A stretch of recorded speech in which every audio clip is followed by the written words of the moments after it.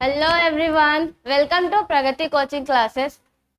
हम लोग बेसिकली कोशिका चैप्टर देख रहे थे 9th बायोलॉजी के। ठीक है, हम लोग उसमें कोशिका चैप्टर में आप लोग क्या क्या देख लिए हैं। आप आज हम लोग का लेक्चर नंबर 3 है। ठीक है, इसमें हम लोग बेसिकली जो आगे जो 2 लेक्चर में कंप्लीट हम लोग किए हैं वो है हमारा बेसिकली फर्स्ट लेक्चर जो था हमारा कोशिका का। उसमें आप लोग को देखिए, नाम है आप लोग को मालूम ही होगा कि हमारी सिर्फ कोशिका नहीं है, नाम क्या है हमारा, जीवन की मौलिक इकाई क्या, कोशिका। तो मैंने उस जीवन की मौलिक इकाई जो कोशिका है उसके बारे में सारा डिस्क्रिप्शन किया था। ठीक है, सारे डिस्क्राइब किए गए थे, आप लोगों को बताया गया था कि क्या किस तरीके से हमारी जो कोशिका है उसको संरचनात्मक एवं क्रियात्मक इकाई बोला जाता है। सारे मैंने संरचनात्मक को भी आपके सारे डिस्क्राइब किए गए थे, क्रियात्मक को भी डिस्क्राइब किया गया था। ठीक है, और उस तरीके से सारे मैंने डिटेल करके बताए थे आपके फर्स्ट लेक्चर में। ठीक है, फिर उसके साथ ही हम लोगों ने उसमें सारा कोशिका का सिद्धांत देखा था, कोशिका को किसने खोज की थी वो भी बताया गया था। फिर आप लोग बेसिकली हम लोग क्या देखे थे उसमें कि कोशिका झिल्ली क्या होती है, कोशिका झिल्ली के कार्य क्या होते हैं, कोशिका भित्ति क्या होती है, ये सब पिछले लेक्चर्स में हम लोग जितने भी आपके सेल यानी कोशिकांग में, कोशिका के कोशिका द्रव्य में जितने भी सेल्स पाए जाते हैं यानी कि सेल्स ऑर्गेनेल पाए जाते हैं उनके बारे में डिस्क्रिप्शन किया गया था। ठीक है, जैसे कि क्या है आप लोग को मैंने बताया गया था, उसमें आपको सारे के सारे हमने गोल्जी बॉडी, ठीक है, अंतःप्रदेवी जालिका ये पढ़ा था, आपके गोल्जिकाएं पढ़े थे, आपके मैंने कोशिका द्रव्य पढ़ा था हम लोगों ने आपके। ठीक है, फिर इस तरीके से कोशिका भित्ति ये सब भी बारे में हमने पिछले लेक्चर्स में कंप्लीट किया। ठीक है, अब हम लोग क्या है आज के जो भी आपका रह गया, ठीक है, आज के लेक्चर में हम लोग जो आगे जो सेल ऑर्गेनेल्स होते हैं उसके बारे में चर्चा करेंगे, बेसिकली उसके बारे में डिस्क्राइब करेंगे, अच्छे से समझते चलेंगे। तो अभी हमको बेसिकली कंफर्म है कि आप लोग वो 2 लेक्चर देखे हुए होंगे तभी ये लेक्चर देखिएगा, नहीं तो आपको कुछ भी समझ में नहीं आएगा। जब पहले 2 लेक्चर आप लोग देख लीजिए उसके बाद ये तीसरा लेक्चर है आपके, वो समझिएगा तभी। पहले 2 लेक्चर को अच्छे से, और इस लेक्चर में हम लोग जितने भी इस चैप्टर से रिलेटेड जो क्वेश्चंस हैं, आपकी सारी एनसीईआरटी के जो क्वेश्चन है वो सब हमने कवर किया है। ठीक है, जितने भी ऑब्जेक्टिव क्वेश्चन है वो सब कवर किया है। तो अच्छे से आप स्टार्ट करते हैं। ठीक है, तो बेसिकली जो हमारा इस लेक्चर का जो पहला है माइटोकॉन्ड्रिया, यहाँ पे मैंने इसको पिछले लेक्चर तक माइटोकॉन्ड्रिया से स्टार्ट हुआ था।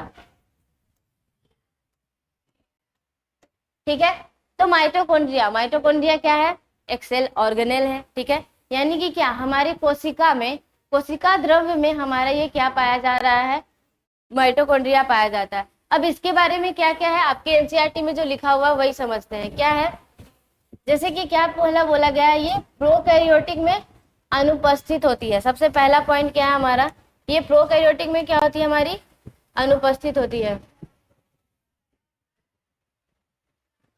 ठीक है, तो अब हम लोग समझते हैं कि ये प्रोकैरियोटिक में अनुपस्थित होती है। इसकी प्रोकैरियोटिक एंड यूकैरियोटिक तो बताया हुआ है ना।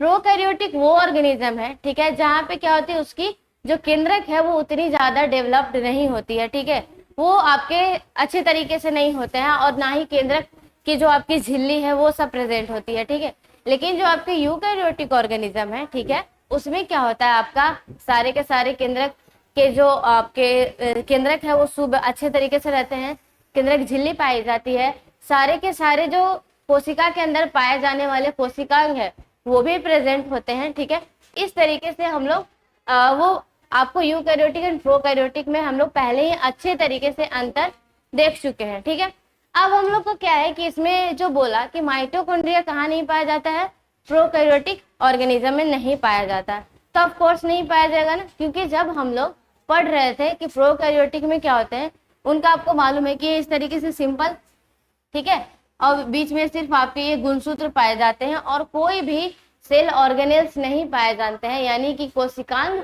नहीं पाए जाते हैं। ठीक है, तो नहीं है तो आपको माइटोकॉन्ड्रिया भी प्रोकैरियोटिक सेल में नहीं नजर आएंगे। ठीक है, ठीक है, क्या होंगे, अनुपस्थित होंगे। इसको कोशिका को पावर हाउस बोला जाता है। क्या बोला जाता है, ऊर्जा घर भी कहते हैं। ऊर्जा घर क्यों कहते हैं, क्योंकि आपकी जो श्वसन की प्रक्रिया है, श्वसन की जो क्रेब साइकिल है वो कहाँ होती है, कन्वर्ट आपकी कंप्लीट होती है, वो आपकी माइटोकॉन्ड्रिया में ही होती है। क्यों इसको पावर हाउस बोला जाता है, क्योंकि श्वसन के दौरान, ये आपको आगे लिखा हुआ है देखो, यह दोहरी झिल्ली वाले होते हैं। कितनी झिल्ली वाले होते हैं? दोहरी झिल्ली वाले। अच्छे से एक एक पॉइंट समझते हुए चलेंगे, ठीक है। यह दोहरी झिल्ली वाले होते हैं और सभी यूकैरियोट्स में उपस्थित होते हैं। यानी कि आपके जितने भी, एक्सेप्ट क्या लिखा है? आरबीसी, यानी जो आपकी लाल रक्त कणिकाएं हैं, लाल रक्त कणिकाएं जो होती हैं उनमें क्या है हमारा, आपका ये जो माइटोकॉन्ड्रिया है वो क्या होता है? अनुपस्थित होता है। जिस तरीके से प्रोकैरियोटिक सेल में माइटोकॉन्ड्रिया अनुपस्थित है, उसी तरीके से हमारे आरबीसी में भी माइटोकॉन्ड्रिया नहीं पाए जाते हैं। और ये कैसी झिल्ली वाली रचना है? दोहरी झिल्ली वाली। ये आप इस तरीके से इसको, ठीक है, इस प्रकार से ये डबल लेयर यानी दोहरी झिल्ली वाली संरचना है, ठीक है। अब यहाँ पे देखते हैं, यूकैरियोट में तो सारे में उपस्थित होते हैं, लेकिन हमारी जो आरबीसी है वो भी यूकैरियोटिक सेल ही है, लेकिन क्या है, उसमें हमारा माइटोकॉन्ड्रिया नहीं है। बार बार हम बोल रहे हैं, यानी इसको याद करते हुए चल रहा है पूरे के पूरे अच्छे तरीके से। बाह्य परत चिकनी एवं छिद्रित होती है। कैसी होती है? चिकनी एवं छिद्रित होती है। अंतः परत बहुत ही वलित होती है और क्रिस्टी का निर्माण करती है। क्या निर्माण करती है? क्रिस्टी का निर्माण करते हैं। ये कैसे बनेगा? सो देखिए,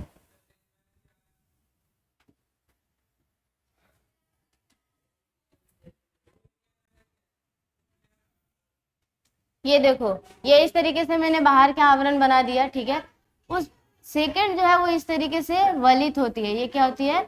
वलित होती है। ये देखिए, ये आपका क्या ये जो वलित मैंने बनाया, ठीक है, यहाँ पे लिखा है ना, ये क्या है आपकी वलित, यानी कि मुड़ी हुई होती है। तो वाले आपकी इस तरीके से रॉन्ड बनी हुई है। और क्या हो रहा है, ये एक जो सेल का है आपका माइटोकॉन्ड्रिया का, उसमें किसका निर्माण कर रहा है? क्रिस्टी का। किसका निर्माण कर रहा है? क्रिस्टी का। ये जो डबल लेयर जो आपकी माइटोकॉन्ड्रिया है, उसमें जो अंतः वाले परत जो है, अंतः परत जो है आपकी, वो वलित हो जाती है और वो किसका निर्माण करती है? क्रिस्टी का निर्माण करती है, ठीक है। माइटोकॉन्ड्रिया को सर्वप्रथम 1880 में किसने देखा था? कॉलिकर ने देखा था। इतना ज्यादा याद करने की जरूरत नहीं है इसको, ये सिर्फ आपको जनरल नॉलेज के लिए दिया गया है, ठीक है। इसमें अपना खुद का डीएनए और राइबोसोम भी होता है। क्या बोला इसने? ये जैसे आपका ये माइटोकॉन्ड्रिया हुआ, तो अपना खुद का क्या होता है? डीएनए भी होता है और राइबोसोम भी होता है। ये मैंने क्या बनाया? ये डीएनए बनाया, और ये क्या है आपका? राइबोसोम है, ठीक है। क्या है? राइबोसोम है। तो इस तरीके से आपका ये माइटोकॉन्ड्रिया कंप्लीट होता है, ठीक है। क्या क्या है? ये तो यूकैरियोट में अनुपस्थित होते हैं। इसकी कोशिका को क्या बोला गया है? आपको कोशिका का पावर हाउस बोला गया है। इसलिए बोला गया है क्योंकि श्वसन के दौरान, श्वसन का जो कंप्लीट क्रिया होता है, यानी वायवीय श्वसन में, वो आपकी कहाँ होती है? माइटोकॉन्ड्रिया में होती है। और उससे क्या मिलता है हम लोगों को? एटीपी। क्या मिलता है? एटीपी, एनर्जी मिलता है। तो आप जो श्वसन, यानी कि इतना जो सांस ले रहे हो, ठीक है, कि ऑक्सीजन लिया, ठीक है, हमारे अंदर बोलते हैं ना कि एटीपी से हमको एनर्जी मिलती है। तो एग्जैक्टली एटीपी बनता कहाँ है? तो वो बनता है हमारे माइटोकॉन्ड्रिया में। माइटोकॉन्ड्रिया में बनेगा तो ऑफकोर्स हम लोग उसको बोलेंगे ना कि पावर हाउस है, क्योंकि जिस तरीके से हमारे यहाँ का क्या है, पावर हाउस होता है ना, बिजली घर, ठीक है। तो बिजली घर क्या करते हैं? वो सारे आपके गाँव में, आपके शहर में आपको बिजली पहुंचाने का काम करते हैं। तो वो बिजली बनती कहाँ है? आपके उस पावर हाउस में। उसी प्रकार से हमारे पूरे शरीर को बिजली देने के लिए, यानी एनर्जी देने के लिए आपके कौन होते हैं? माइटोकॉन्ड्रिया होते हैं। इसलिए उसको क्या बोला गया है? Power house of the cell या बिजली घर भी बोला गया है, ठीक है। इस तरीके से ये कितनी लेयर होती है? दोहरी झिल्ली वाली होती है। सारे यूकैरियोटिक सेल में प्रेजेंट होती है, एक्सेप्ट आरबीसी में नहीं होती है। बाहरी परत कैसी होती है? छिद्रित होती है। वो कैसे रहेगी आपकी? छिद्रित रहेगी इस तरीके से, ठीक है, और चिकनी रहेगी। और अंधा वाली क्या होगी आपकी? बेसिकली वलित हो जाएगी और किसका निर्माण करेगी? क्रिस्टी का। ये जो देख रहे हो ना इस तरीके से उभरा हुआ पार्ट, वो क्या है हमारा? क्रिस्टी। क्रिस्टी क्या होता है?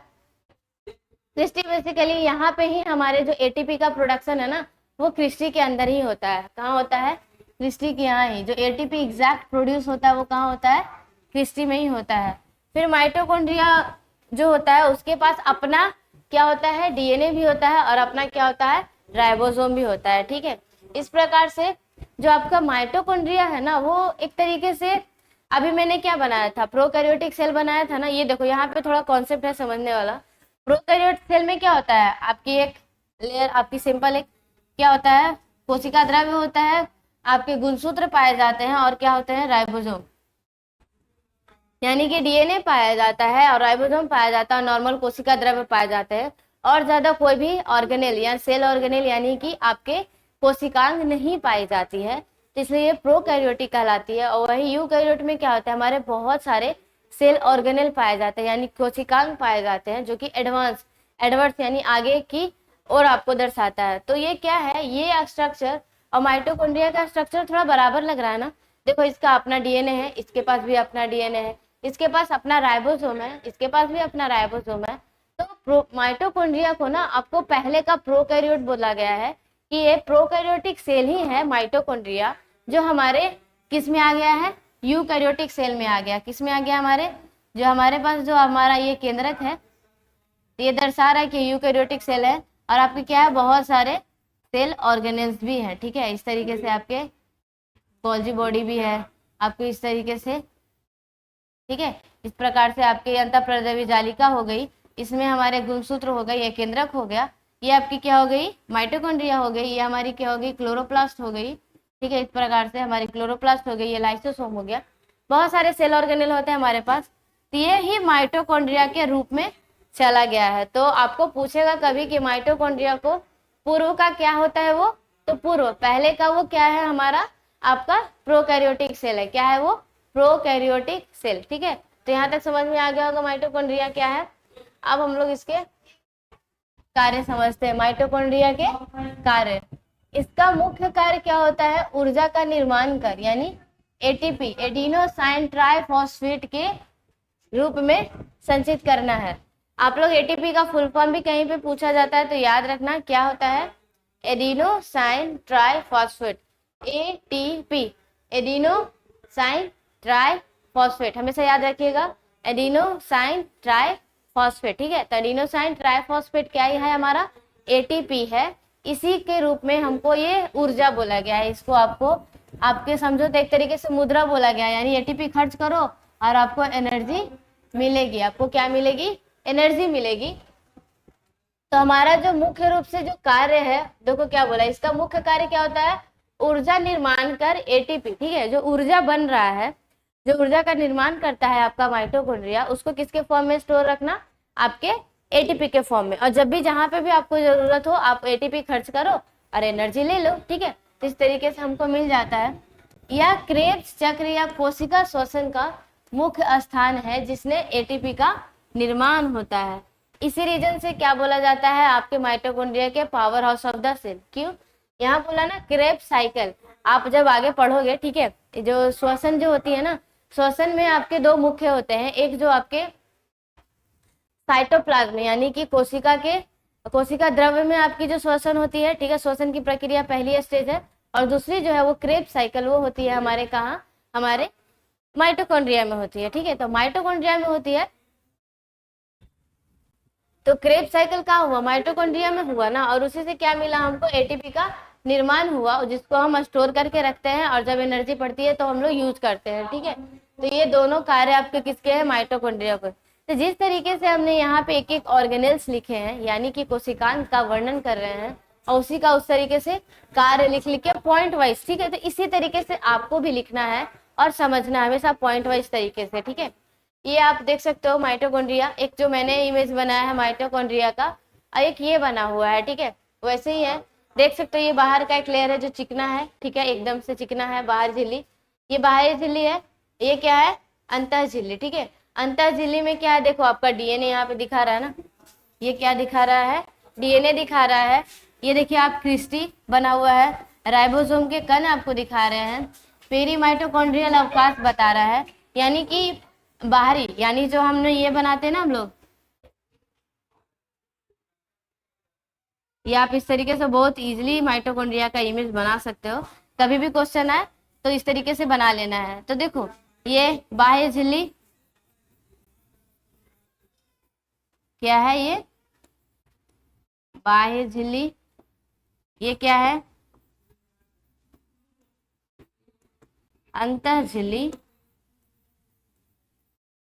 बाह्य झिल्ली और अंतः झिल्ली के बीच में क्या होता है, अवकाश होता है, ठीक है। इसी को पेरिकॉन्ड्रियल क्या बोल रहे हैं, अवकाश बोल रहे हैं, ठीक है। पेरिकॉन्ड्रियल अवकाश, जो भी खाली स्थान है ना उसको बोला जा रहा है। ये हमारा क्या हो गया, क्रिस्टी हो गया। इसके अंदर क्या हो गया, ये हमारा डीएनए हो गया, ठीक है।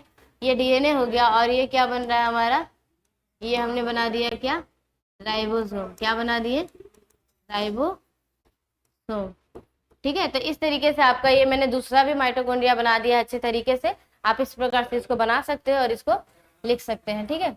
अब हम लोग का नेक्स्ट क्या है, राइबोसोम। जितना बार बार नाम आ रहा है हमारे राइबोसोम का, वो राइबोसोम आखिर है क्या, उसको समझते हैं।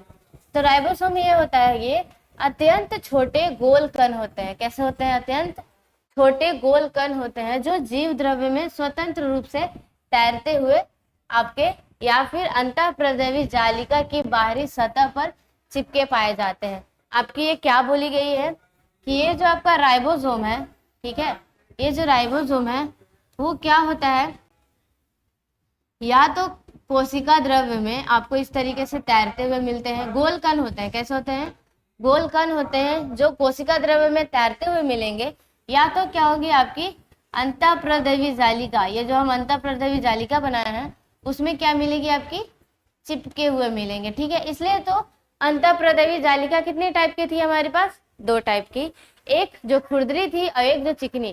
खुरदरी इसलिए थी क्योंकि उसपे क्या प्रेजेंट था, हमारा राइबोसोम के कण प्रेजेंट थे, ठीक है। यही राइबोसोम को प्रेजेंट होने के कारण अंतःप्रदेवी जालिका क्या कहलाती है, खुरदरी अंतःप्रदेवी जालिका। और जिसमें यह राइबोसोम नहीं पाया जाता उसको हम लोग क्या बोलते हैं, चिकनी अंतःप्रदेवी जालिका, ठीक है। इस तरीके से हम लोग ये देख चुके हैं, ये आरएनए व प्रोटीन के बने होते हैं। ये जो राइबोसोम है वो किसका बना होता है, ये जो राइबोसोम है यहाँ पे हम लिख दिए हैं क्या है आपका, ये राइबोसोम, ठीक है। किसका बना होता है, ये आरएनए एवं प्रोटीन का, ठीक है। आरएनए और किसका बना होता है, प्रोटीन, ठीक है।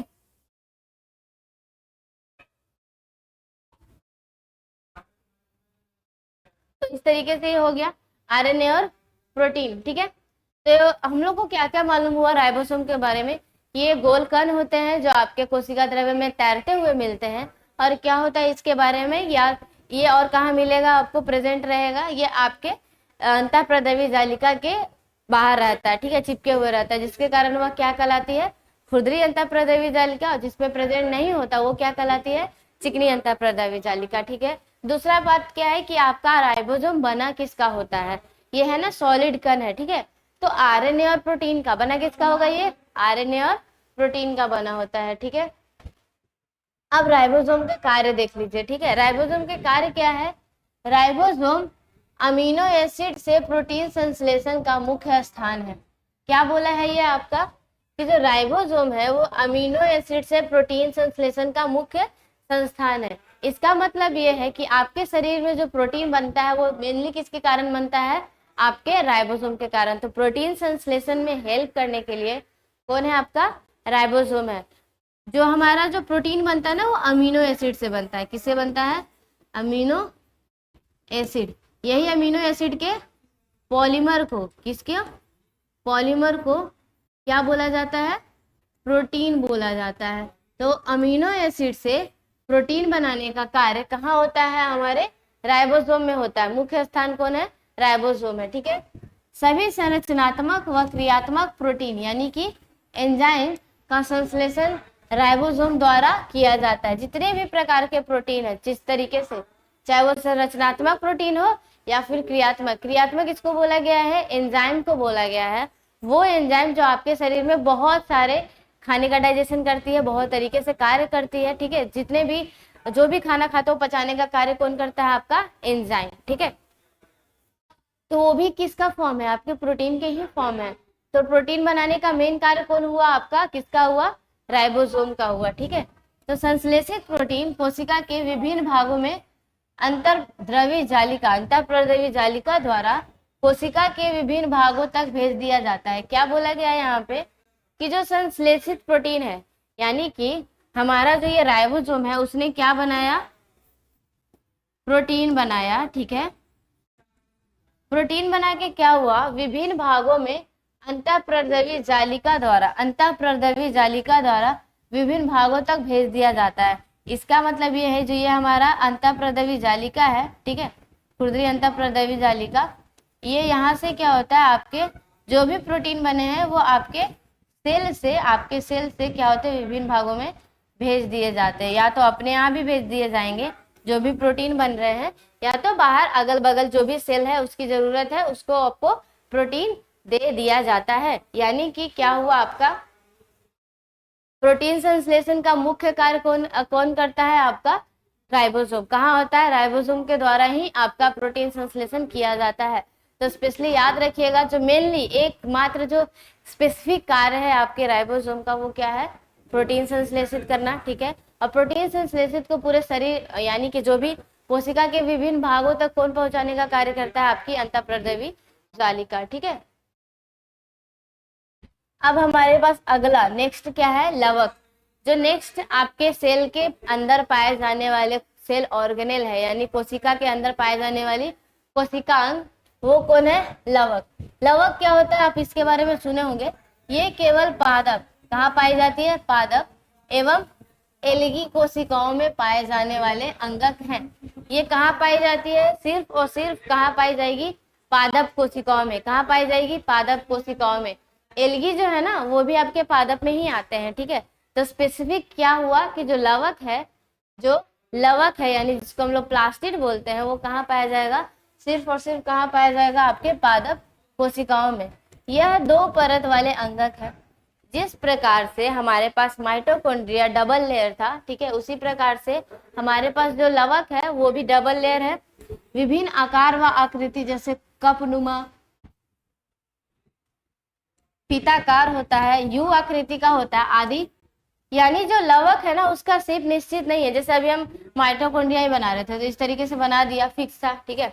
लेकिन जो लवक है वो हर एक सेल में अलग अलग तरीके से पाया जा सकता है, ठीक है। मतलब जितने भी जो प्लांट है आपके, जिस तरीके का प्लांट है, पादप है, उस तरीके से उसमें क्या होगा, आपकी जो लवक है वो पाई जाएगी। वो कपनुमा भी हो सकती है, फीताकार भी हो सकती है, यू आकृति के भी हो सकती है, अलग अलग तरीके के हो सकती है, ठीक है। लवक में अपना क्या होता है, डीएनए होता है और राइबोसोम भी होता है। जिस प्रकार से माइटोकॉन्ड्रिया में भी डीएनए यानी अपना खुद का डीएनए था और खुद का राइबोसोम था, उसी प्रकार से आपके लवक में भी क्या होता है, खुद का डीएनए और खुद का राइबोसोम है। तो यानी यहाँ पे लवक भी है, जो क्या दर्शाता है आपका कि जो ये भी प्रोकैरियोट्स था पहले और ये हमारे यूकैरियोटिक सेल में आके लवक की तरह रहने लगा, ठीक है। यानी पूर्व में प्रोकैरियोटिक सेल था। ये कितने प्रकार के होते हैं, लवक हमारे 3 प्रकार के होते हैं। अवर्णी लवक, ठीक है, जिसको क्या बोला जाता है, ल्यूकोप्लास्ट। पहला क्या है, अवर्णी लवक, जो कि क्या है, ल्यूकोप्लास्ट। ये कैसा होता है, सफेद, इसका नाम सही है अवर्णी लवक यानी ल्यूकोप्लास्ट। ल्यूको वर्ड जो है ना, ये देखो, ये ल्यूको वर्ड जो होता है वो किसके लिए होता है, सफेद के लिए। किसके लिए होता है, सफेद या रंगहीन के लिए, ठीक है। ये कहाँ पाए जाएंगे, आपके तने एवं जड़ों में। कहाँ पाए जाते हैं ल्यूकोप्लास्ट, तने एवं जड़ों में। याद रखिएगा, कहाँ पाए जाते हैं ल्यूकोप्लास्ट, तने एवं जड़ों में। ऐसे भी वहां आपका देखना ना, हरा कलर का तो नहीं दिखता है ना, तो वहां पे कैसे ल्यूकोप्लास्ट रहेंगे, बेसिकली कैसे लवक रहेंगे आपके, ल्यूकोप्लास्ट वाले, यानी कि अवर्णी लवक, बिना कोई वर्ण वाला, ठीक है।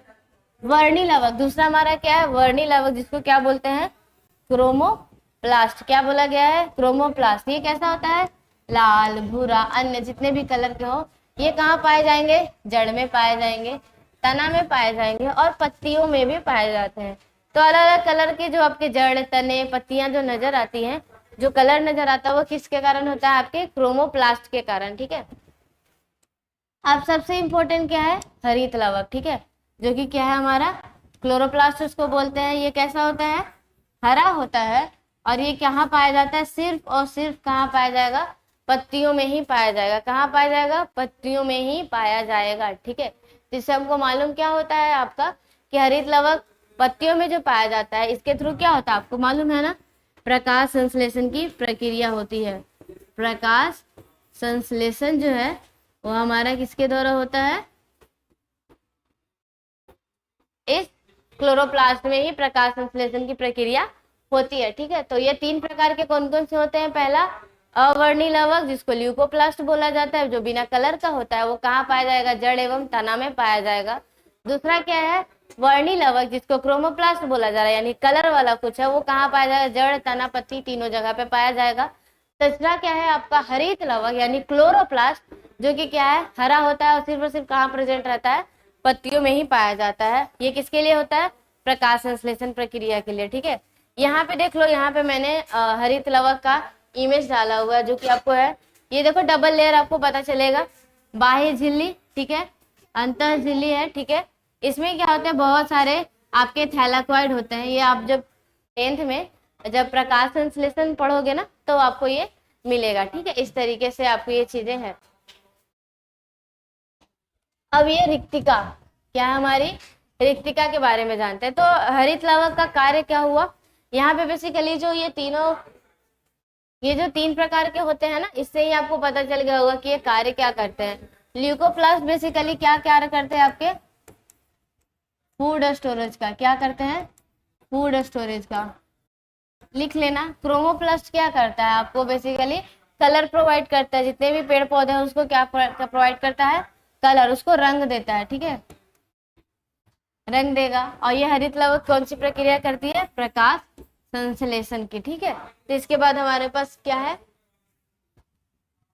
रिक्तिका यानी कि वैक्यूल्स, क्या है,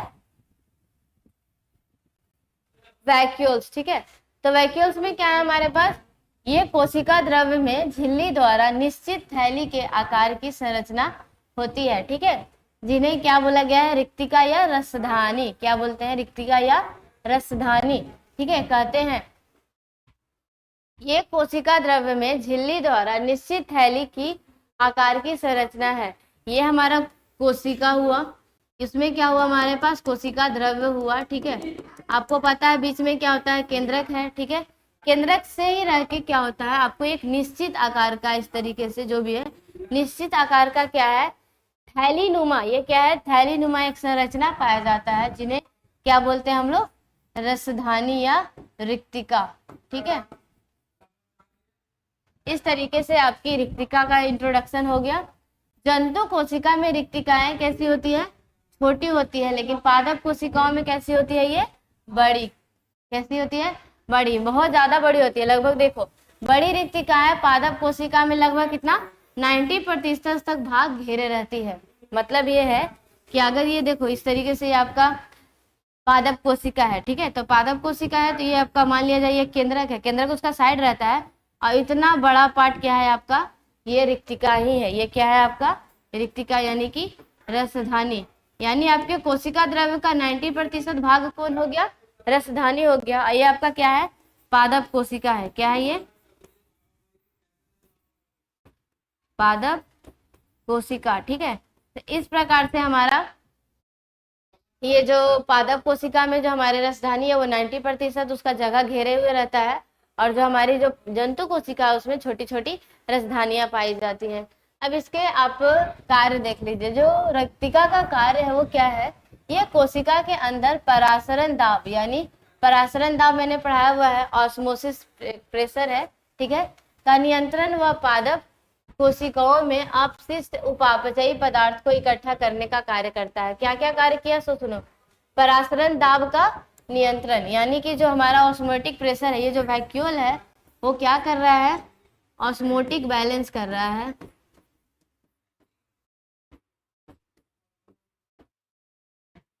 यानी जो भी हमारा परासरण दाब है, परासरण मतलब क्या, आपको बताया हुआ है कि किस प्रकार से जब उच्च सांद्रता से निम्न सांद्रता की ओर एक झिल्ली के थ्रू, ठीक है, एक झिल्ली के थ्रू हमारा क्या हो, उच्च सांद्रता से निम्न सांद्रता की ओर एक झिल्ली यानी अर्धपारगम में झिल्ली के थ्रू जब किसी अणुओं का, जो आपके खनिज लवण है, उसके आपके ट्रांसफर जो होता है, आदान प्रदान होता है, उसको क्या बोला जाता है, परासरण बोला जाता है। ठीक है, तो वहां पे जो परासरण दाब क्रिएट होता है तभी तो होता है ना परासरण। तो परासरण, वही परासरण दाब को नियंत्रण करने का काम कौन करता है, हमारा ये परासरण दाब को क्या करेगा, नियंत्रण में रखेगा। ठीक है, ये इस तरीके से हो गया।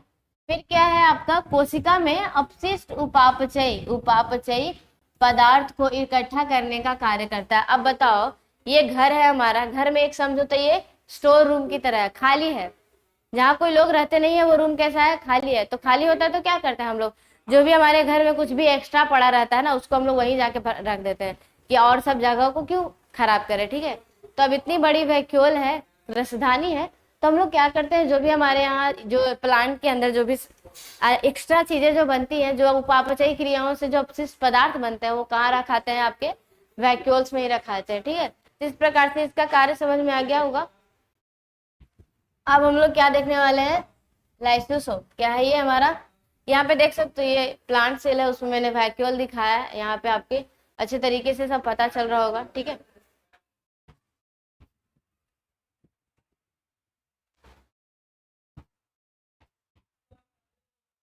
अब है हमारा लाइसोसोम। क्या है, लाइसोसोम। नेक्स्ट ऑर्गेनेल का नाम क्या है, लाइसोसोम। पाचक उपकरण की कुछ पुटिकाओं में पाचक एंजाइम इकट्ठे हो जाते हैं। ये क्या बोला है, ये एक एकल झिल्ली युक्त पुटिका लाइसोसोम का निर्माण करती है।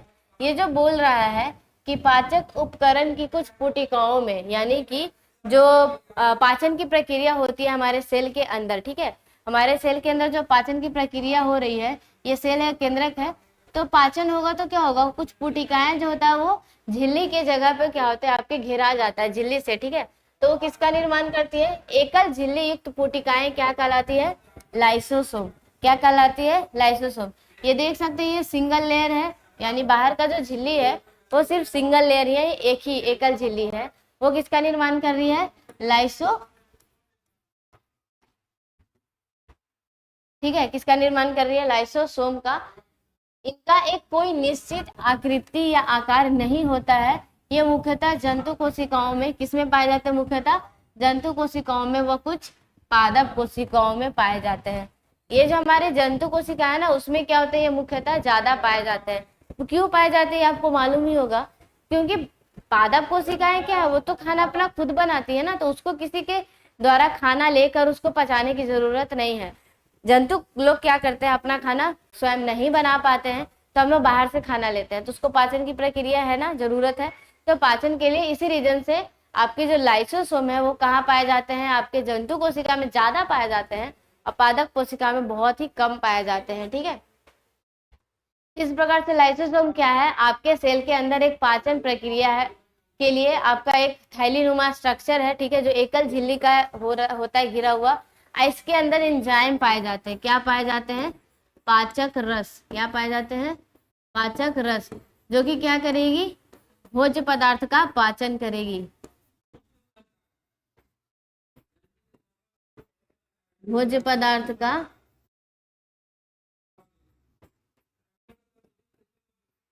पाचन होता है। ठीक है, इस प्रकार से। यहाँ पे एक मैंने इमेज भी लगा रखा है, लाइसोसोम है, ये आपको 2D इमेज है, ये 3D इमेज है।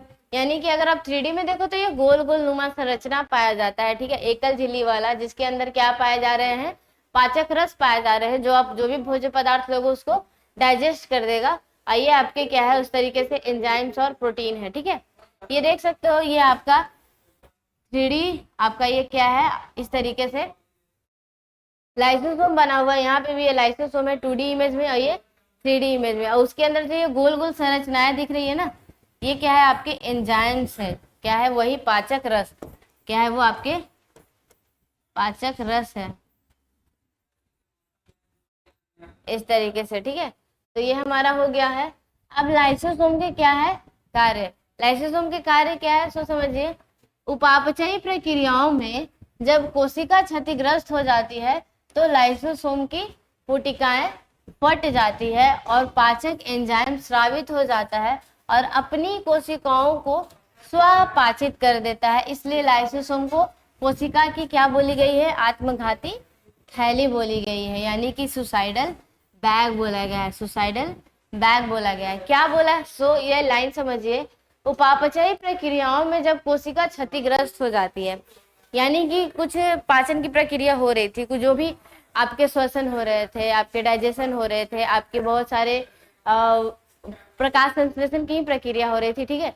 इस तरीके से क्या हो रहा था, सेल है, ठीक है, आपकी कोशिकाएं हैं तो काम हो रहा है, लेकिन क्या हुआ, काम होते होते क्षतिग्रस्त अगर हो गया, आपकी कोशिकाएं क्षतिग्रस्त हो गई, तो क्षतिग्रस्त हो जाने के बाद हम लोग में उतना ठीक होने की पावर नहीं है, ठीक है। बेसिकली ठीक होती है, लेकिन यहाँ क्षतिग्रस्त हो जाती है, जो कि अब कोई काम की नहीं है। तो क्या करता है हमारा सेल कि ये जो आपका लाइसोसोम है, लाइसोसोम के अंदर क्या समझो तो वो एसिड से भरा हुआ एक थैली है। एसिड से भरा हुआ क्या है, एक थैली है, जिसके अगर वो फटा तो पूरा का पूरा एसिड बाहर निकल आएगा, और पूरे के पूरे एसिड से क्या होगा, सेल की मृत्यु हो जाएगी, यानी आपकी कोशिका की डेड हो जाएगी। इस तरीके से जो कोशिका का मृत्यु होता है, तो समझो तो वो अपने अंदर जो पाचक रस रखा हुआ है, उसी से क्या हो गया, हमारा सेल खुद स्वयं खुद ब खुद क्या हो गया, आपका डेड हो गया ना। तो डेड हो गया तो क्या होते चला गया, बेसिकली इसको इसलिए क्या बोला गया, क्या बोला गया है, ये स्वपाचित कर देते हैं, ठीक है। तो स्वपाचित कर देते हैं, इसलिए क्या बोला गया है, लाइसोसोम को आत्मघाती थैली, यानी खुद ब खुद ये आपका, यानी जब भी चाहेगा एक कोशिका कि हमको अभी अपना मतलब मृत्यु, तो जब चाहेगा तभी अपने खुद ब खुद सुसाइड कर सकता है, क्योंकि इसके पास एक पाचक थैली है जिसका नाम क्या है, आपका लाइसोसोम। जिसका कार्य आ गया समझ में। अब है हमारा पादप एवं जंतु कोशिका में अंतर। बेसिकली लगभग हम लोग सारे जितने भी ऑर्गेनेल्स हैं आपके, वो सब पढ़ चुके हैं, ठीक है। सारे के सारे जितने भी जो आपके कोशिका के अंदर जो कोशिकांग है, वो सब हम लोगों ने आज पढ़ लिया। इससे पहले भी पिछले लेक्चर में पढ़ लिया, अब वो खत्म हो चुके हैं, ठीक है। तो इतने पढ़ने के बाद आप जितने भी सेल ऑर्गेनेल पढ़ लिए, जो भी कोशिकांग पढ़ लिए, पादप के कुछ पढ़े, कुछ आपके बेसिकली अभी तक हम लोग कॉमन पढ़ रहे थे, ठीक है। कॉमन पढ़े तो अब आपके बहुत सारे क्वेश्चंस आते हैं कि पादप कोशिका और जंतु कोशिका में फिर अंतर क्या हुआ, तो किस तरीके से उसमें आपके सेल ऑर्गेनेल पाए जाते हैं, उसके बारे में देखते हैं, ठीक है। तो पादप कोशिका और जंतु कोशिका यानी एनिमल सेल और प्लांट सेल। पहला पॉइंट क्या है, पादप कोशिका में सबसे पहला पॉइंट तो हमारा यही होता है कि वो क्या होता है, पादप खुद ब खुद प्रकाश संश्लेषण की प्रक्रिया करते हैं, जिसके हेतु क्या होता है, क्लोरोप्लास्ट होता है, उसके पास क्या होता है, क्लोरोप्लास्ट। लेकिन जंतु कोशिका खुद अपना प्रकाश संश्लेषण खुद करती है क्या, खाना बनाती है क्या, नहीं ना। तो क्लोरोप्लास्ट नहीं होता है, इसलिए हमारे जंतु कोशिका में क्लोरोप्लास्ट नहीं होता है। दूसरा पॉइंट क्या है, आकार व आकृति निश्चित करने के लिए कोशिका भित्ति होती है। देखो हम लोग जब भी बनाते हैं ना जंतु कोशिका, तो देखा होगा आपने, या तो हम ऐसे बनाते हैं, ठीक है, इस तरीके से, या तो इस तरीके से हम बना देते हैं, तो ये फिक्स लग रहा है ना, ये आप इसको हिला डुला नहीं सकते। लेकिन जंतु कोशिका क्या होता है, हमारे हम इस तरीके से गोल बना देते हैं, या इस तरीके से जैसे भी बना दो, तो क्या होता है, ये फिक्स है, ये स्टिफ है। ये सर्कुलर है तो आप ये फिक्स नहीं, आप इसको कैसे भी घुमा सकते हो, ठीक है। यानी ये लचीली संरचना है जंतु कोशिका। लेकिन आपकी जो प्लांट कोशिका है, यानी कि पादप कोशिका है, वो एक आपकी फिक्स है, स्टिफ है। स्टिफ इसलिए है क्योंकि वो दीवार की बनी हुई है। किसकी बनी हुई है, दीवार की, जिसका नाम क्या है, कोशिका भित्ति। लेकिन अगर वही समझे हम लोग, क्या इसको आप समझ सकते हो ना कि ये वैसा घर है जो हमारे तंबू से गाड़ा हुआ है, यानी कि कपड़े वगैरह से, उसको आप इजिली कैसे भी मोड़ सकते हो। लेकिन ये हमारा किस प्रकार का घर है, पादप कोशिका, जो हमारे दीवार यानी ईंट से बना हुआ घर है, ठीक है। ये क्या हो गया हमारे पास, आपकी प्लांट कोशिका का हो गया। अब हम लोग देखते हैं आगे कुछ पॉइंट्स हैं आपके जंतु कोशिका के। रिक्तिका उपस्थित एवं कैसी होती है, बड़ी होती है। आपको जस्ट अभी हम लोगों ने देखा था, रिक्तिका पढ़े था, तो यानी राजधानी पादप कोशिका में कितनी होती है, बहुत बड़ी होती है, ठीक है। वो एवं उपस्थित होती है, उपस्थित एवं कैसी होती है, बड़ी होती है, यानी 90% कवर करता है, ये तो बताया हुआ है, ठीक है। तो इस तरीके से हो गया। लेकिन जंतु कोशिका में क्या होता है, रिक्तिका अनुपस्थित या बहुत छोटी होती है, या तो ज्यादातर में रिक्तिका एब्सेंट रहेगा, ठीक है, और नहीं तो रहेगा तो क्या होंगे आपके, बहुत ही छोटी होती है। तो सब हम लोग पढ़ लिए ना। लाइसोसोम नहीं पाया जाता है, पादप कोशिका में लाइसोसोम क्या होता है, नहीं पाया जाता है। बेसिकली रह भी सकता है लेकिन बहुत कम जगहों पे। मैंने अभी जस्ट बताया कि पाचक रस की जरूरत क्यों पड़ेगी, जब हम लोग बाहर से कुछ खाना ले रहे हैं। प्लांट तो नहीं लेता, वो अपना खाना स्वयं बनाता है, तो उसको पाचक की जरूरत नहीं है। इसलिए लाइसोसोम क्या होते हैं, पादप कोशिकाओं में नहीं पाए जाते हैं। और वही आपकी जंतु कोशिका में लाइसोसोम क्या होते हैं, पाए जाते हैं, क्योंकि हम लोग क्या होता है, खाना दूसरे जगह से लाते हैं। बेसिकली खाना हम लोग बाहर से लाते हैं, खुद नहीं पका पाते हैं, ठीक है। कोशिकाएं मुख्यतः चतुष्कोणीय होती है। कोशिकाएं कैसे होती है? मुख्यतः चतुष्कोणीय होती है, ठीक है। मैंने अभी बताया था ना, या तो हम इस तरीके से बनाते हैं या तो आपकी इस तरीके से बनाते हैं। तो ये चतुष्कोणीय हुई ना, मुख्यतः कैसे हुई? चतुष्कोणीय आपकी ये कोशिका सेल हुई। 1 2 3 4, 4 कोण बन रहे हैं ना इसमें। कोशिका का विभिन्न आकार होता है। जंतु कोशिका बहुत प्रकार के होते हैं। सर्कुलर होंगे आपके, इस तरीके से भी देखने को मिलेंगे। मैंने पहला क्लास लिया था तो बताया था कि सर्कुलर भी होगी आपकी, स्तंभाकार भी होगी आपके। इस तरीके से जो न्यूरॉन होते हैं, जो आपके जो न्यूरॉन नर्वस सिस्टम है, वो भी आपके क्या है, इस तरीके से हो सकते हैं। तो ये अलग अलग शेप के क्या हो गए? जंतु कोशिका हो गए। तो हम लोगों ने प्लांट सेल और जंतु सेल में हम लोग अंतर समझ गए हैं, ठीक है। क्या समझे हैं?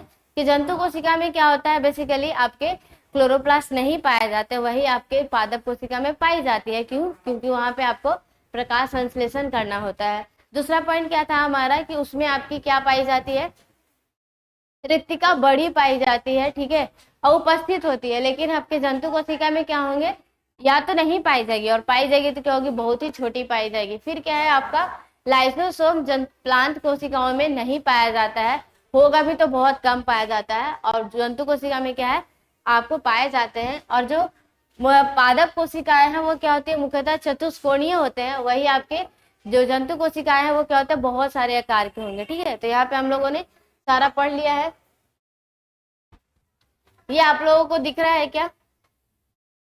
बेसिकली मैंने प्लांट सेल और जंतु कोशिका का एक इमेज लगा के रखा है, वो आपको सारा समझ में आ जाएगा,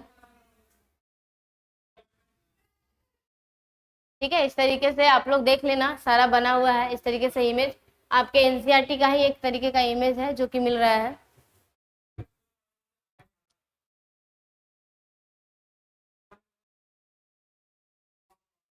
ठीक है, थोड़ा धुंधला मालूम हो रहा होगा आप लोगों को, पर कोई नहीं, आपको इस तरीके से मिल जाएगी। क्या है ये? आपकी बाहर की क्या है ये? ठीक है, इस प्रकार से क्या है हमारा, ये कोशिका झिल्ली है, ठीक है। इस प्रकार से फिर क्या है आपका, ये आपकी केंद्रक है, ठीक है। यहाँ पे देखो केंद्रक, केंद्रक झिल्ली है। उसी प्रकार से यहाँ पे भी आपकी क्या है? केंद्रक है। और ये क्या है आपकी रिक्तिका, ये बड़ी वाली क्या दिख रही है? रिक्तिका दिख रही है। माइटोकॉन्ड्रिया यानी लाइसोसोम भी है आपके, बहुत सारे सेल ऑर्गेनेल है यहाँ पे, ठीक है।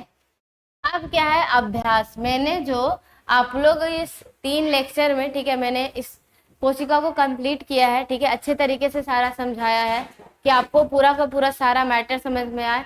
और पहले बार जो भी बच्चे हैं वो भी जब नीचे से जो भी पढ़ेंगे सबको अच्छे से समझ में आ जाएगा, ठीक है। क्योंकि आगे भी मैंने बोला था कि जब पढ़िएगा तो आगे भी आपको ये मिलेंगे, 9 में, 10th में, 11th में मिलेंगे, जो भी बच्चे आगे पढ़ना चाहते हैं। तो अभी से अच्छे से पढ़े रहिएगा, तब ना आगे जाके आपको और भी अच्छे से समझ में आएगा, और उतने ही आप रेस से आगे रहोगे, ठीक है। बच्चे बाद में ही जाके पढ़ेंगे तो क्या होगा, अगर आप पहले से अच्छे तरीके से पढ़े हुए रहते हो तो आगे और अच्छे से समझ में आता है। तो कोई भी चीज को बहुत जल्दी ग्रास्प कर पाओगे, ठीक है। ग्रास्प कर पाओगे तो अच्छे से सारा आपका परफॉर्मेंस भी रहेगा, हर एक टेस्ट में, हर एक आपको समझने में भी, ठीक है। तो यहाँ पे अब हम अभ्यास, ठीक है, जो ये पूरा 3 लेक्चर में कंप्लीट किया उससे रिलेटेड आपके क्वेश्चन आपके एनसीईआरटी से, ठीक है। सिर्फ मैंने एनसीईआरटी से कवर किया है क्योंकि आपके वही इंपॉर्टेंट है, ज्यादा उतना डिटेल में नहीं जाना होता है, ठीक है। जैसे पहला क्वेश्चन है, पादप कोशिकाओं तथा जंतु कोशिकाओं में तुलना करें। तो अभी जस्ट हमने देखा ना, पादप कोशिका और जंतु कोशिका में, तो ये तो हमारा क्वेश्चन क्या हो गया, डन हो गया, ठीक है। ये आपको सब समझ में आ जाएगा, सब लोग आप लोग बना लीजिएगा इसको, ठीक है। दूसरा क्या है, प्रोकैरियोटिक कोशिकाएं एवं कोशिकाओं में किस प्रकार से भिन्न होती है। तो हम लोग प्रोकैरियोटिक और यूकैरियोटिक कोशिकाएं भी क्या है, हम लोग उसका अंतर देख चुके हैं पहले, बहुत पहले, ठीक है। यानी फर्स्ट लेक्चर में हमने यूकैरियोटिक और प्रोकैरियोटिक कोशिकाओं के बारे में ही पढ़े थे, ठीक है। तो वहां से ये भी हमारा डन हो गया, सब लोग बना लीजिएगा, ठीक है। अब आते हैं हम तीसरा क्वेश्चन से, ठीक है। यदि प्लाज्मा झिल्ली फट जाए अथवा टूट जाए तो क्या होगा। बेसिकली अगर आप लोग सब पढ़े हुए तो ये आंसर खुद पे खुद दे दीजिएगा, लेकिन मैंने भी सारा क्वेश्चन आंसर बताते जाया है कि आपको अच्छे से समझ में आ जाए, ठीक है। कि प्लाज्मा झिल्ली अगर क्या हो, फट जाए अथवा टूट जाए तो क्या होगी। आपको पता है, देखो ये मैंने सेल बनाया, इसका बाहर क्या बनाया, प्लाज्मा झिल्ली बनाया, ठीक है। क्या बनाया, प्लाज्मा।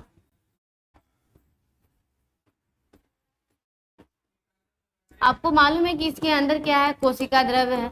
इसी कोशिका द्रव्य को बांधे रखने के लिए, रोकने रखने के लिए क्या है हमारे पास, प्लाज्मा झिल्ली है। और जब तक आपके कोशिका द्रव्य है, ठीक है, कोशिका द्रव्य के कारण ही समझो तो हम लोग जीवित कहलाते हैं, ठीक है, क्योंकि हमारे सेल की सारी प्रक्रियाएं कहाँ होती है, जो भी उपापचयी क्रियाएं हैं वो कहाँ हो रही है, हमारे इस कोशिका द्रव्य में। कहाँ हो रही है, कोशिका द्रव्य में।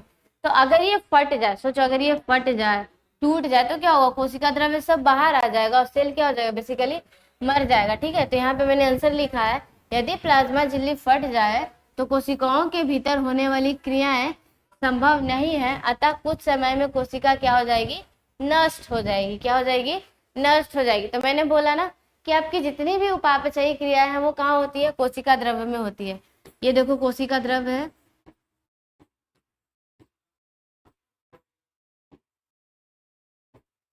कोशिका द्रव्य हो गया, ठीक है।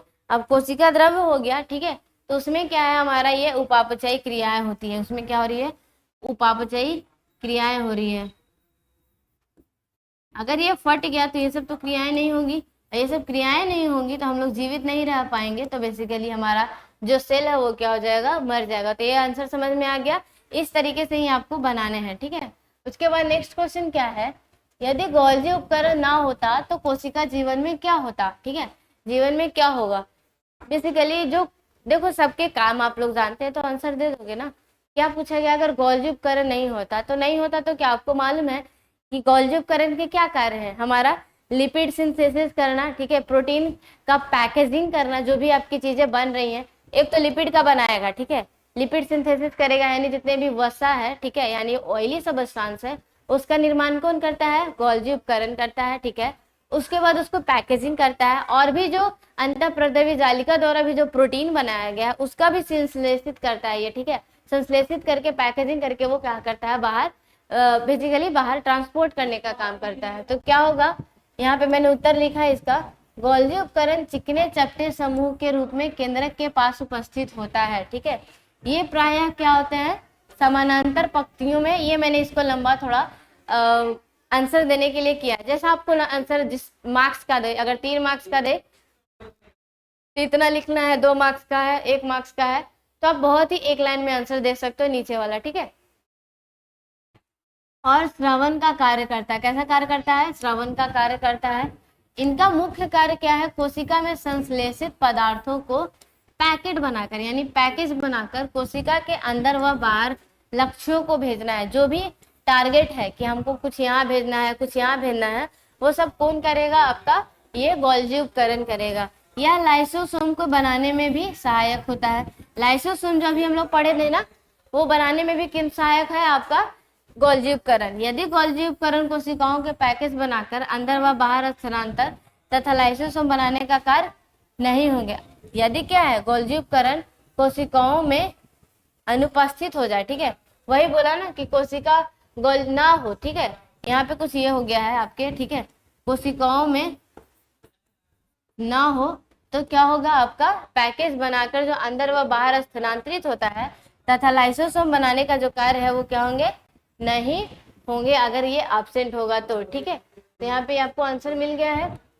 कोशिका का कौन सा अंगक बिजली घर है, ये अभी जस्ट हम लोगों ने पढ़ा था। और क्यों, आपका बिजली घर कौन होगा, माइटोकॉन्ड्रिया होगा। और ये क्यों होता है, क्योंकि आपका जो क्या होगा, यहाँ पे एटीपी का निर्माण होता है। इसमें कोशिका के भोज्य पदार्थों का ऑक्सीकरण, ये रह गया, ठीक है, ऑक्सीकरण होता है तथा उससे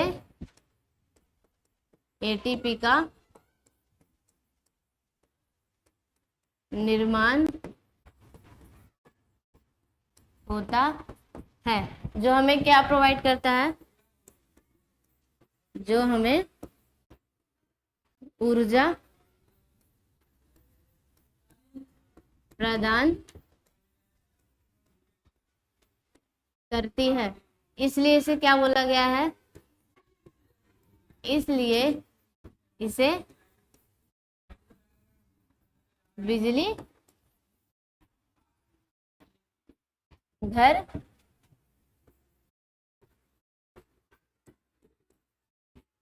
कहा गया है, ठीक है। तो ये मैंने इसको आंसर को कंप्लीट कर दिया है। क्या बोला कि जो यह दोहरे आवरण से घिरा होता है, ये तो पहले ही पता है। इसमें क्या होता है, कोशिकाओं के भोज्य पदार्थों का क्या होता है, ऑक्सीकरण होता है। यानी वही जो क्रेब्स साइकिल होता है ना, तो उसमें ऑक्सीकरण ही होता है, तथा उससे क्या मिलता है हमको, एटीपी मिलता है, ठीक है। और उस एटीपी से क्या होता है, हमको ऊर्जा मिलती है। यानी इसी के लिए है, इसलिए तो इसको क्या बोला गया, बिजली घर बोला गया है। तो ये समझ में भी आ गया।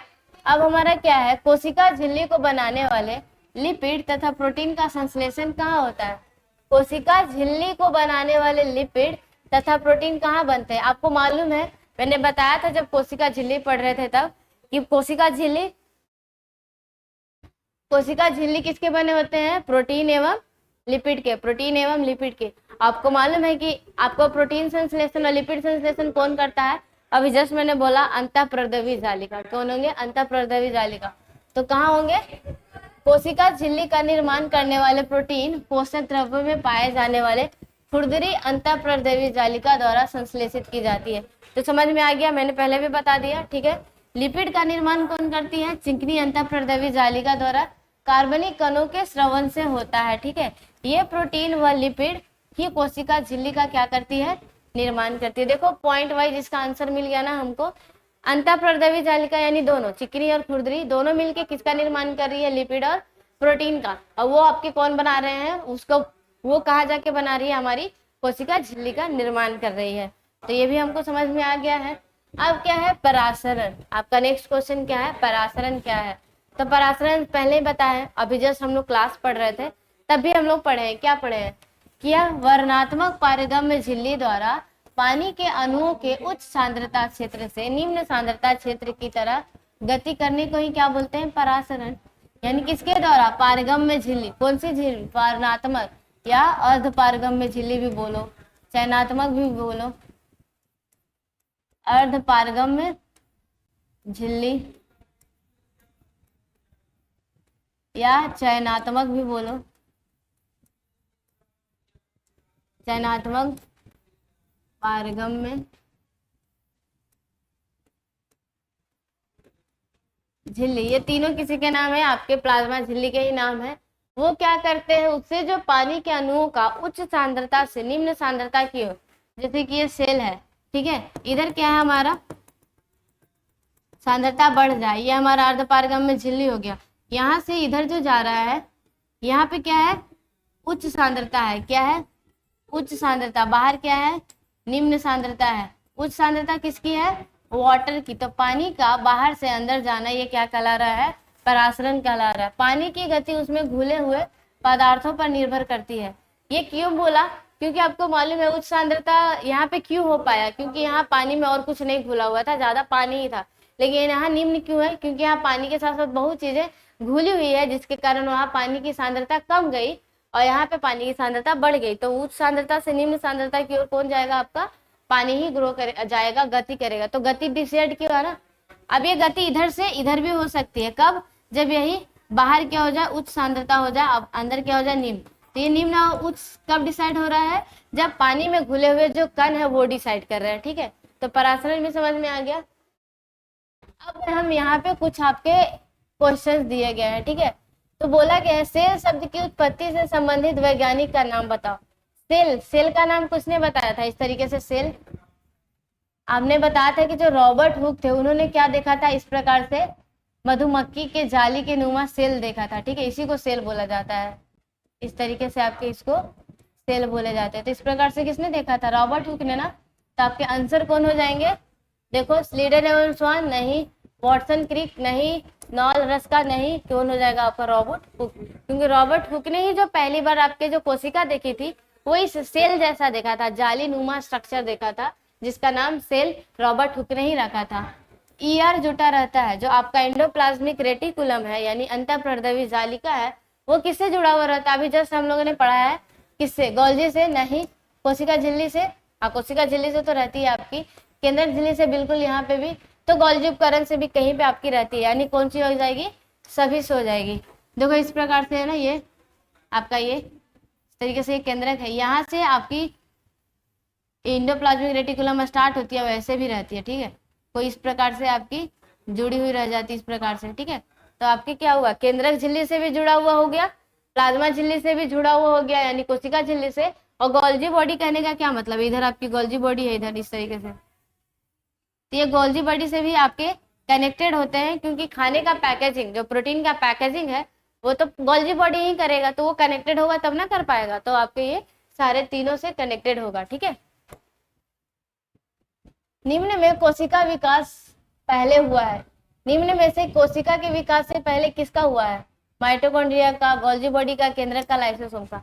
अब ये बताओ, ये चारों में सबसे पहले किसका विकास हुआ होगा। मैंने अभी जस्ट कहानी बताया था कि आपके जो माइटोकॉन्ड्रिया है वो किसके जैसे है, प्रोकैरियोट, प्रोकैरियोट की तरह। ठीक है, तो प्रोकैरियोट की तरह ही माइटोकॉन्ड्रिया देखने को मिलता है, और प्रोकैरियोट तो सबसे पुराने हैं, सबसे पहले जीव है आपके, इसलिए क्या होगा आपका सबसे पहले विकास किसका हुआ होगा, माइटोकॉन्ड्रिया का। ठीक है, इस सब का नहीं आपका। फिर क्या है, प्लास्टिड के प्रकार, इसमें से प्लास्टिड के प्रकार कौन कौन से हैं, क्लोरोप्लास्ट हाँ होता है, एल्यूरोप्लास्ट मैंने बताया था, एल्यूरोप्लास्ट एमाइलोप्लास्ट जो है वो आपके ये दोनों आपके जो ल्यूकोप्लास्ट है ना उनके टाइप है। किसके टाइप है, ल्यूकोप्लास्ट के, यानी कि अवर्णी लवक, किसके, अवर्णी लवक के ये टाइप होते हैं। यहाँ पे समझ जाइएगा, जो नहीं भी मैंने बताया, क्योंकि थोड़े डिटेल्स के क्वेश्चन है, उतना नहीं जानना होता है।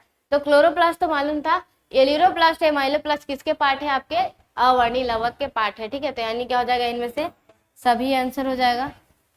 फिर क्या है, केंद्रक नियंत्रित करता है, किसको नियंत्रित करता है, कोशिका के विभिन्न कार्यों को, बिल्कुल आपको बढ़ाया गया है। केंद्रिका संश्लेषण को, हाँ केंद्रक के अंदर केंद्रिका होता है तो केंद्रक ही बनाएगा ना।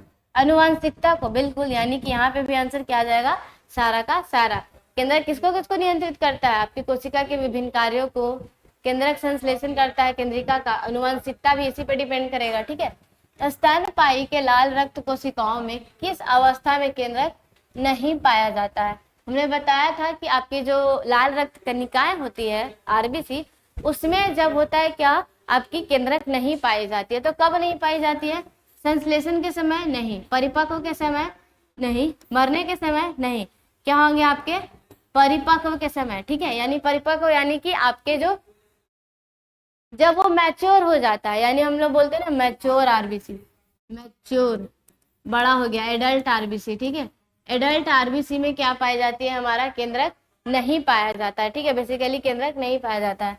ये पहले हमारा आरबीसी ऐसा दिखता है, उसमें केंद्रक पाया जाता है, लेकिन फिर कन्वर्ट होके वो इस तरीके से दिखने लगेगा, आपको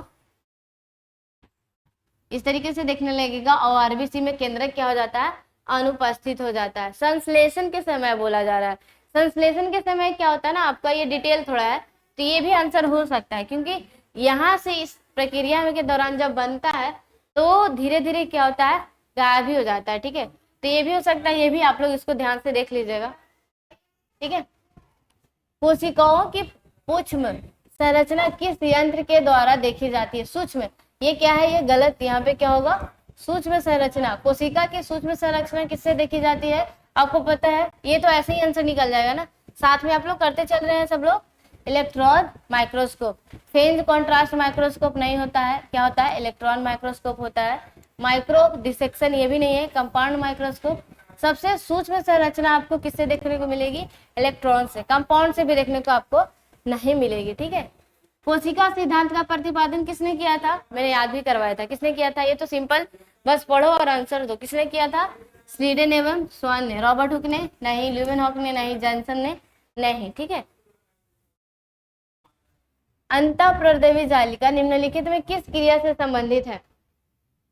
अभी जस्ट हम लोग इसका काम पढ़ के आए, तो जस्ट फटाफट बनाइए आप लोग। क्या होगा, प्रोटीन निर्माण, अधीन रूपांतरण, वसा का निर्माण, अंतःकोशिकीय परिवहन, बिल्कुल सबके सब करते हैं ये। ठीक है, प्रोटीन निर्माण करता है, वसा का निर्माण करता है, हाँ, अंतःकोशिकीय परिवहन यानी कि कोशिकाओं के अंदर सारी जगह पर डिस्ट्रीब्यूशन करने का जो भी प्रोटीन बना है या लिपिड बना है उसको कौन करता है, अंतःप्रद्रवी जालिका ही ना। तो क्या हो जाएंगे आपके, डी आंसर हो जाएंगे। समुद्र का जल समुद्रीय जंतुओं की तुलना में क्या होता है, बताओ। ये मान लिया जाए कोई जंतु है, समुद्र का जंतु, ये बाहर क्या है, समुद्र का पानी। आपको पता है समुद्र का पानी क्या होता है, खारा होता है। तो ये जो जंतु है उसकी तुलना में क्या होगा, ये क्या होंगे, हाइपरटोनिक। क्या होंगे, हाइपरटोनिक। हाइपरटोनिक वाले मतलब क्या, उच्च सांद्रता वाली, उच्च सांद्रता वाली आपकी ये रहेगी, ठीक है। तो इस प्रकार से हम लोग, ये क्या होगा आंसर हमारा, हाइपरटोनिक हो जाएगा, ठीक है। हाइपोटोनिक, समुद्र का जल समुद्री जंतुओं की तुलना में, समुद्र का जल बोल रहा है, तो समुद्र का जल समुद्री जंतुओं की तुलना में वो हाइपरटोनिक होगा, और जंतु का जो होगा वो कैसा होगा, हाइपरटोनिक होगा। तो आंसर सिर्फ और सिर्फ यही जाएगा, क्योंकि पूछा जा रहा है समुद्र का जल, इसने स्पेसिफाई कर दिया है, ठीक है। तो कोई एक चीज ही आंसर जाएगा, वो क्या होगा, हाइपरटोनिक, ठीक है। यहाँ पे हाइपोटोनिक दोनों मत लगा देना। तो ये जंतु की है। तो इस प्रकार से क्या है आपके, बेसिकली हम लोगों ने पूरा का पूरा कोशिका पढ़ लिया, 3 लेक्चर में कंप्लीट कर लिया, उसके सारे क्वेश्चंस कर लिए, ऑब्जेक्टिव क्वेश्चन भी कर लिए। तो इस तरीके से हमारा कंप्लीट जो है आपका सारा स्टडी कंप्लीट होता है। किस तरीके से पढ़ने वो मैंने बता दिए हैं। तो अच्छे तरीके से प्रैक्टिस कीजिए, किसी भी तरीके का डाउट आता है तो आप लोग उसको कमेंट में लिख दीजिएगा, ज़्यादा से ज़्यादा शेयर कीजिए, चैनल को सब्सक्राइब कीजिए। किसी तरीके से भी आपको नए जो भी आपके कमेंट होंगे या कुछ भी आपको कोई भी राय होगा या कुछ भी तरीके के परेशानी होगी तो वो जरूर डॉट्स आप कमेंट में लिखा कीजिए, ठीक है। वो सारे सॉल्व किए जाएंगे, और ज़्यादा से ज़्यादा आप लोग इसको शेयर कीजिए। जो भी आपको, अगर ये कोर्स, इससे रिलेटेड आपको कोर्स के बारे में जानकारी, या जो भी आपको इस प्लेटफॉर्म पे बेसिकली आपको सारे प्रकार की पढ़ाई आपको दी जाती है, जो 9-10 से रिलेटेड है, 11-12 से रिलेटेड है, सब कुछ, ठीक है। तो ये आपको सब कुछ आपको यहाँ से मिलेगा। आपको यहाँ पे आओ, बेसिकली चैनल को सब्सक्राइब कीजिए, सारे तरीके के आपको लेक्चर्स मिल जाते हैं, अलग अलग टीचर्स आपको पढ़ाते हैं, सारी की सारी फैकल्टी बहुत ही अच्छी है आपको, और सब बहुत अच्छे से समझाते हैं। तो चैनल्स को जरूर सब्सक्राइब कीजिए, शेयर कीजिए, और जो भी प्रॉब्लम है कमेंट में लिख दीजिएगा, ठीक है। Thank you. तब तक के लिए नेक्स्ट लेक्चर में मिलते हैं। इसके आगे जो भी आपके 9th क्लास की जो बायो में है आपके, वो नेक्स्ट हम लोग वो नेक्स्ट लेके आएंगे इसी तरीके से प्रैक्टिस के साथ, ठीक है। सारे थ्योरी में आपके ऑब्जेक्टिव क्वेश्चंस के साथ हम कराते चलेंगे, ताकि जो भी पढ़ा ना तुरंत के तुरंत आपको दिमाग में सारा का सारा फिट हो जाए एकदम, बिल्कुल। तो आप इस तरीके से पढ़ते रहिएगा, ठीक है। Thank you.